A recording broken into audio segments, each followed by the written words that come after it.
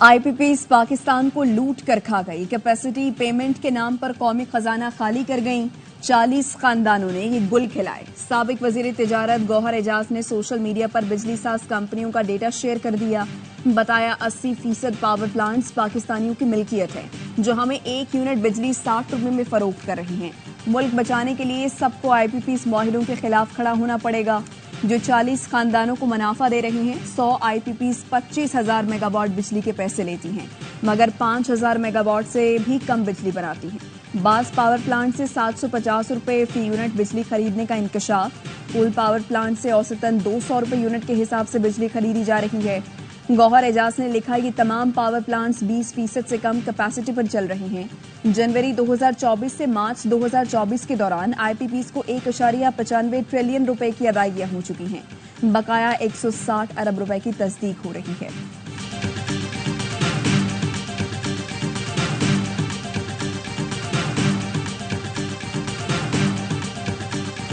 बोलते हैं कि जनाब ये कॉन्ट्रैक्ट रिवाइज ही नहीं हो सकते, ये टेक और पे। किसके? 52% तो गवर्नमेंट के अपने हैं। अरे जितनी बिजली बनाए उसके पैसे दें। इस 37,000 करोड़ रुपए में से 22,000 करोड़ रुपए हुकूमत के इन 3 प्लांट में से 2 प्लांट है, मैं कह रहा हूँ ना। ये जो 2.13 ट्रिलियन है उसमें 52% गवर्नमेंट के हैं। गौहर एजाज ने हुकूमत को आईपीपीएस की कीमतें कम करने का फॉर्मूला बता दिया। कहा जाता है मुआहदे रिवाइज नहीं हो सकते। 52% आईपीपीएस तो हुकूमत की अपनी है। साबिक वजीर तिजारत की प्रोग्राम सवाल यह है में गुफ्तगू। बोले सरकारी आईपीपीएस को पैदावार के हिसाब से अदायगी में क्या मुश्किल है। हुकूमत की जानिब से हर मुआहदा दुगनी कीमत पर लगा दिया गया। हुकूमत फोरेंसिक ऑडिट कराए, पैसे हम देंगे, मसला नीयत का है।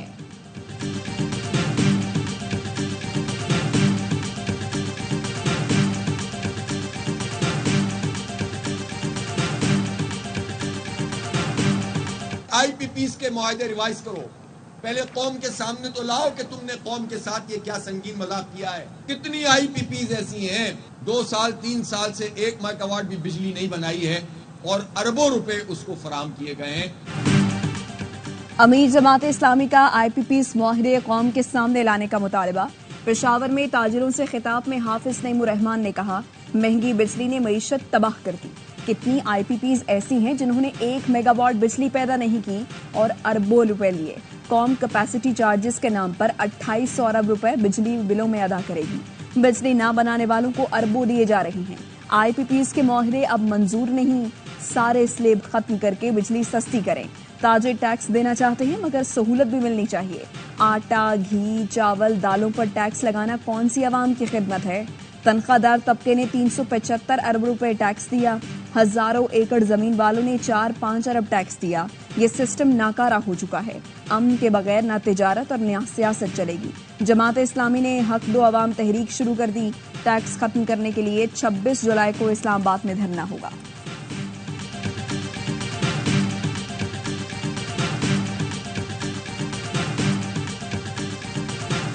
पीटीआई दहशतगर्द जमात है, उसके खिलाफ आर्टिकल 6 की कार्रवाई होनी चाहिए। वजीर इत्तलात अतातारड़ का मुतालबा। बोले इस मामले में पीपल्स पार्टी हमारा साथ देगी। बानी पीटीआई किसी गलत फहमी में ना रहे कि मजलूमियत के प्रचार से कोई रिलीफ मिलेगा। बानी पीटीआई का बयान मौजूद है। उन्होंने दहशतगर्दों को लाकर मुल्क में बसाया। बनू में पीटीआई के मुसल्ला जत्थे अमन मार्च में शामिल थे। केपी हुकूमत पॉइंट स्कोरिंग ना करे, आप इसकी खुद ही इंक्वायरी कैसे करवा सकते हैं। पीटीआई की कोशिश थी बनू वाकये का इल्जाम फौज पर लग जाए, वो कैसे इस वाकये की इंक्वायरी करा सकती है। जर्मनी वाकये में कोई पाकिस्तानी मुलव्विस हुआ तो उसे बानी पीटीआई नहीं बचा सकेंगे। शनाख्ती कार्ड और पासपोर्ट भी कैंसिल होगा। मुस्तरद शुदा सियासी ड्रामेबाज बन्नू वाकये पर सियासत की नाकाम कोशिश कर रहे हैं। वजीर आला खैबर पख्तूनख्वा की हिदायत पर कायम कमीशन जल्द इंक्वायरी रिपोर्ट जमा कराएगा। बैरिस्टर सैफ कहते हैं वजीर आला खैबर पख्तूनख्वा बन्नू की सूरत हाल को मुसलसल मॉनिटर कर रहे हैं। समाजी अमायदीन इंतजामिया पर मुश्तमिल कमेटी इलाके में देर पा क़याम अमन को यकीनी बनाएगी। खैबर पख्तूनख्वा दहशतगर्दी से पहले ही मुतासिर है, किसी भी बढ़े सानहे का मुतहम्मिल नहीं हो सकता। तहरीके तहफ़्फ़ुज़े आईने पाकिस्तान का आइंदा जुम्मे को मुल्क एहतजाज का ऐलान। असद कैसर कहते हैं हमारे कारकुनों और सोशल मीडिया से वाबस्ता लोगों को अगवा किया जा रहा है। अरकान कौमी असम्बली को बड़ी बड़ी ऑफर्स हो रही हैं। हमारे अरकान को दबाव में लाकर वफादारियां बदलने की कोशिश की जा रही है।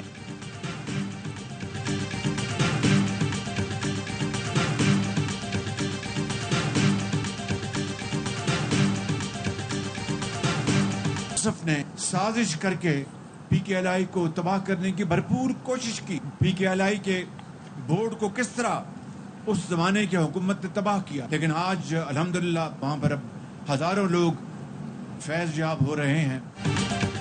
नाम नेहात मुंसिफ ने साजिश करके PKLI को तबाह करने की कोशिश की। उस वक्त की हुकूमत ने भी PKLI के बोर्ड को तबाह किया। वजीर आजम शहबाज शरीफ का जिना मेडिकल कॉम्प्लेक्स का संगे बुनियाद रखने की तकरीब से खिताब, कहा इलाज और आम आदमी की खुशहाली पर सियासत नहीं होनी चाहिए। 2011 में 20 घंटे लोड शेडिंग होती थी। 6 माह में अंधेरे खत्म करने की बात पर मजाक उड़ाया गया। सबने देखा 2014 से 18 के दौरान लोड शेडिंग खत्म हो गई। जिना मेडिकल सेंटर में गरीब का मुफ्त इलाज होगा। साहिब हैसियत अफराद को अपने इलाज के अखराजात बर्दाश्त करना होंगे।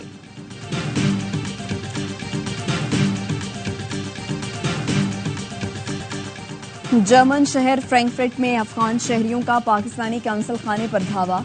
8 से 10 अफराद के अंदर घुसने की कोशिश। इमारत पर पथराव भी किया। पुलिस ने 2 अफगान बाशिंदों को हिरासत में ले लिया। वीडियोज की मदद से दीगर हमलावरों की शनाख्त का अमल जारी। पाकिस्तानी सिफारती हुकाम ने जर्मन वजारत खारिजा के सामने मामला उठाया। जर्मन हुकाम की पाकिस्तानी सिफारती हुकाम को तहकीकात की यकीन दहानी।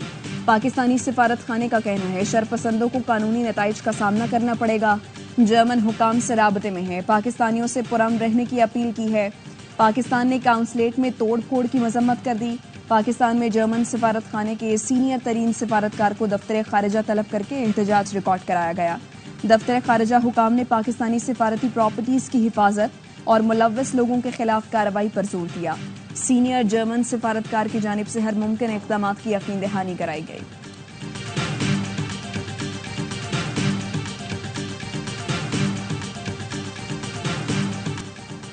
अफगान एहसान फरामोश हैं। हमने अफगानों के लिए रूस से जंग लड़ी। पाकिस्तान उस वक्त भी 40 लाख अफगानों की मेजबानी कर रहा है।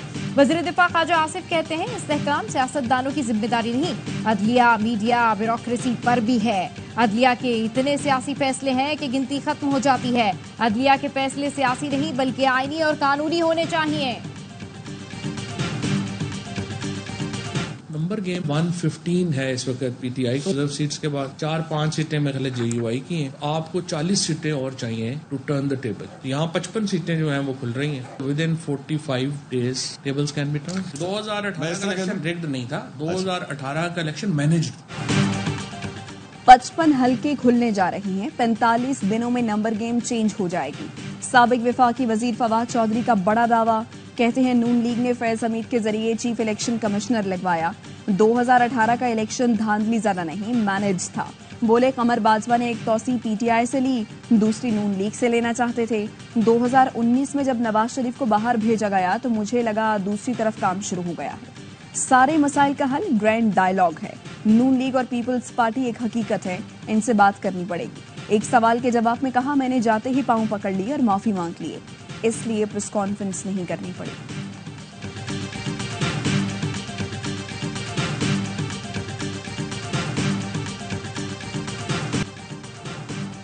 PTI का चीफ इलेक्शन कमिश्नर, 4 मेंबरान के खिलाफ कल रेफरेंस दायर करने का फैसला।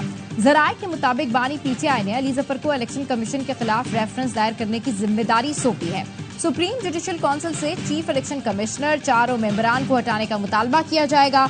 इंतखाबी निशान बल्ला छीनने, लेवल प्लेइंग फील्ड ना मिलने, इंतखाबात मुकर्ररा वक्त पर ना कराए जाने को जवाज बनाया जाएगा। रेफरेंस में मखसूस नशिस्तों के अदालती फैसले के कुछ नुकात भी शामिल किए जाएंगे। जाती ख्याल में ये है कि PTI को आप 2 हिस्सों में तकसीम कर सकते हैं। एक वो लोग हैं जो 9 मई या किसी भी इस किस्म की एक्टिविटी में है, उनके खिलाफ केसेस चलाएं, उनको सजाएं दें। और वो लोग जो वतन हैं और पार्टी में बैठे हुए हैं, तो किसी पॉलिटिकल पार्टी को उस तरीके से बैन करना मुनासिब नहीं है। PTI पर पाबंदी का फैसला नून लीग का है, पीपल्स पार्टी से मशवरा नहीं किया गया। गवर्नर पंजाब सरदार सलीम हैदर खान कहते हैं पीपल्स पार्टी मामले को पार्टी इजलास और CEC में लेकर जाएगी। मेरी राय में PTI को 2 हिस्सों में रखकर सोचें। एक वो जो 9 मई के वाकयात में मुलव्वस हैं, उन्हें सजाएं दें, लेकिन जो मुहिब्बे वतन हैं उनके खिलाफ कार्रवाई मुनासिब नहीं।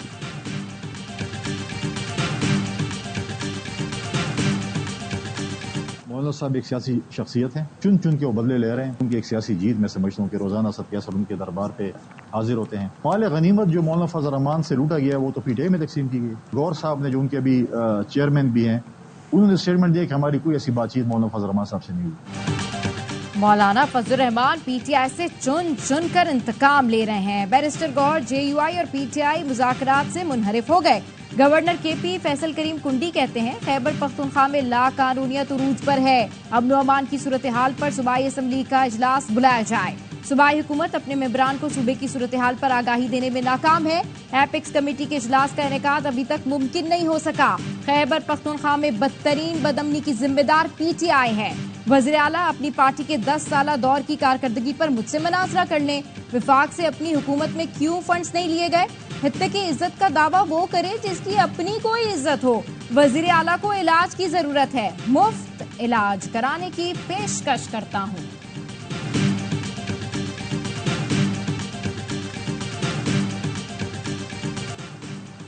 आसिफ किरमानी ने मुस्लिम लीग नून को खैरबाद कह दिया। कहा अवाम महंगाई और बिजली के भारी बिलों से मर रहे हैं।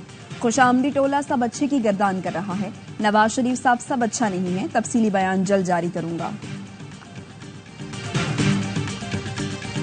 साबिक वफाकी वजीर शफकत महमूद का सियासत छोड़ने का ऐलान। कहते हैं फैसला किसी दबाव की वजह से नहीं किया, इसका ताल्लुक वक्त और उम्र के तकाजे से है। किसी और सियासी जमात में जाने का इरादा नहीं, बकिया उम्र तहरीर व तदरीस के लिए वक्फ करना चाहता हूँ। बानी पीटीआई का मशकूर हूँ जिन्होंने खिदमत का मौका दिया। इत्मीनान है तमाम तर जिम्मेदारियां ईमानदारी से सरअंजाम दें। मुल्क की खिदमत का जज्बा ताहयात रहेगा।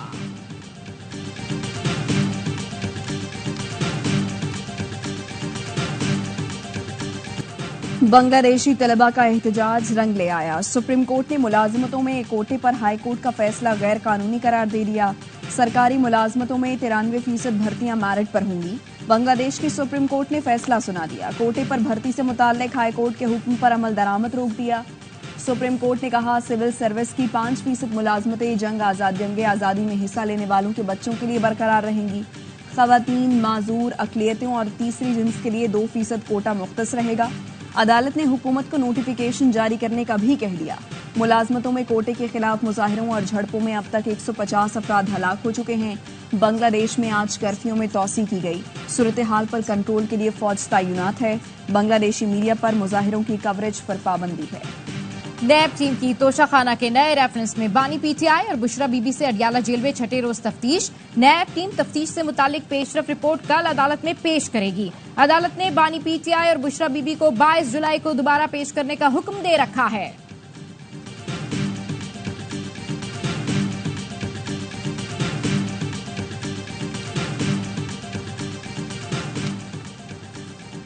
गवर्नर इनिशिएटिव के तहत हैदराबाद में आईटी टेस्ट का आखिरी रोज 20,000 से ज्यादा तलबा की शिरकत। कामयाब तलबा के लिए जल्द हैदराबाद में क्लासेस का आगाज होगा। गवर्नर कामरान टेसोरी कहते हैं आईटी टेस्ट में शरीक हर नौजवान अपने मुस्तकबिल से पुरुमीद नजर आता है। पाकिस्तान की तारीख में पहली बार रेस्क्यू एयर एम्बुलेंस से मरीज की मुंतकली। 2 रोज कबल छत से गिरकर मफलूज मरीजा को बियावाली से रावलपिंडी मुंतकिल किया गया। हलीमा बीबी के अहले खाना ने मरियम नवाज का शुक्रिया अदा किया। कहा आप हमारे लिए रहमत का फरिश्ता साबित हुई। वजीर आला पंजाब ने कहा बेहतरीन और बरवक्त इलाज हर शहरी का हक है जो जरूर दिया जाएगा। 22 अप्रैल से अब तक 50,000 खवातीन की शिकायत मौसूल हुई। वज़ीर आला पंजाब मरियम नवाज का वर्चुअल विमेन पुलिस स्टेशन से मुतालिक ट्वीट लिखा। खवातीन की शिकायत पर 3,172 FIR दर्ज कराई गई। 3,092 केसेस की तफ्तीश जारी है। 803 केसेस को जल्द मुकम्मल करने की हिदायत दी। 42,933 केसेस को सुलह या दीगर और वजूहात की बुनियाद पर खत्म किया गया। शहरी इमरजेंसी की सूरत में 15 पर डायल करें। कराची में हॉक्स बे जाने वाला खानदान लुटेरों के हत्थे चढ़ गया। मुल्जिमान ने मज़ाहमत पर खातून और बच्ची को फायरिंग करके जख्मी कर दिया। मोबाइल फोन और खातून के पर्स समेत कीमती अशिया छीन ली।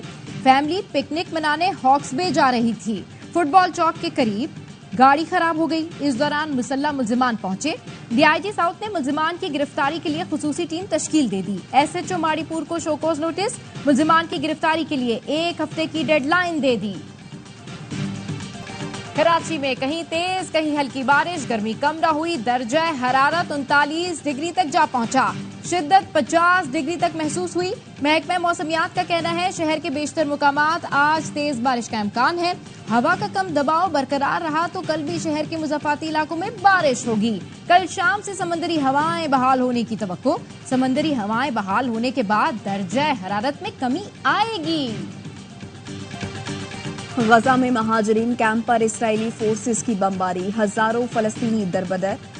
नसीरात कैंप पर बमबारी में एक ही खानदान के 7 अफराद जान से गए। अलबरीज कैंप पर हमले में 3 फलस्तीनी शहीद। एक हफ्ते के दौरान इसराइली फोर्सेस की जाहिरियत में 200 से ज्यादा फलस्तीनी शहीद हो चुके। अमरीकी वजीर खारजा एंटनी ब्लिंकन का कहना है फरीकैन जल्द मुआहदे के करीब पहुंचने वाले हैं। कुछ मसाइल बाकी हैं जिन्हें हल किया जा रहा है। इसराइल ने तेल अवीव पर हमले के बाद यमन की बंदरगाह पर फिजाई हमला कर दिया। 6 अफराद हलाक, 80 से ज्यादा जख्मी। इसराइली फौज का कहना है हौसियों के अहदाफ को निशाना बनाया गया। हौसियों का इसराइल को मुअस्सर जवाब देने का ऐलान। कहा इसराइल में अहम अहदाफ को निशाना बनाएंगे। जुमे को तेल अवीव पर अमरीकी सिफारत खाने के करीब हौसियों के ड्रोन हमले में एक शख्स हलाक और मुतादिद अफराद जख्मी हुए थे। अमरीकी सदर जो बाइडेन अपनी जमात का कंट्रोल खो चुके। व्हाइट हाउस के बाहर डेमोक्रेट्स का एहतजाज। मजीद 12 डेमोक्रेट्स अरकान का जो बाइडेन से सदारती इंतखाबात से दस्तबरदारी का मुतालबा। रिपब्लिकन पार्टी के सदारती उम्मीदवार डोनाल्ड ट्रंप ने डेमोक्रेट पार्टी रहनुमाओं पर तंज के तीर बरसा दिए। मिशिगन में इंतखाबी रैली से खिताब में ट्रंप ने जो बाइडेन को कमजोर तरीन सदर कह डाला। नायब सदर कैमला हैरिस को पागल करार दिया। नैन्सी पेलोसी का भी तमस्खुर उड़ाया। ट्रंप ने कहा मैंने तो बहुत जमहूरियत के लिए गोलियां खाई हैं, इसके लिए खतरा कैसे हो सकता है।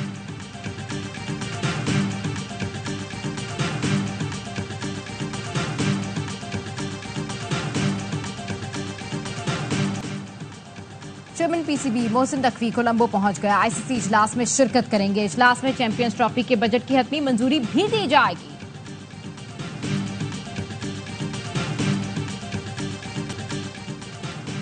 विमेन्स T20 एशिया कप में गर्ल्स इन ग्रीन का शानदार कमबैक। नेपाल को 9 विकेटों से आउट क्लास कर दिया। 109 रन का हदफ 12वें ओवर में पूरा कर लिया। उल्फेरोज 97 रन बनाकर top scorer. Muneeba Ali 46 run बनाकर नॉट आउट रहे। पाकिस्तानी स्क्वैश प्लेयर नासिर इकबाल ने ऑस्ट्रेलिया में टाइटल अपने नाम कर लिया। PSA challenger Tasmanian open squash के फाइनल में स्विट्जरलैंड के डेविड बार्नेट को 3-1 से हराया।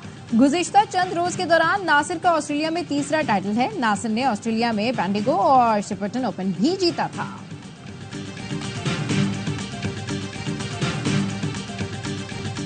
पेरिस ओलंपिक्स के आगाज में सिर्फ 5 दिन रह गए। मेजबान शहर पेरिस में मशल का सफर जारी। मुख्तलिफ तारीखी मकामात पर ले जाई गई। आवाम की बड़ी तादाद ने बैंड बाजे और ढोल बजाकर इस्तकबाल किया। टॉर्च को कश्ती और उन्हीं बोट में भी चक्कर लगवाया गया। दुनिया खेल का सबसे बड़ा मेला 26 जुलाई से शुरू होगा।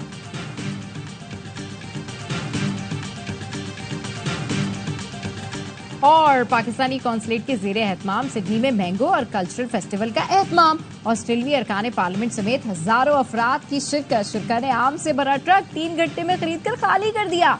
पाकिस्तानी खानों, कपड़ों और ज्वेलरी स्टॉल्स पर भी खूब रश रहा। पाकिस्तानी हाई कमिश्नर जाहिद हफीज चौधरी ने शिरका का शुक्रिया अदा किया।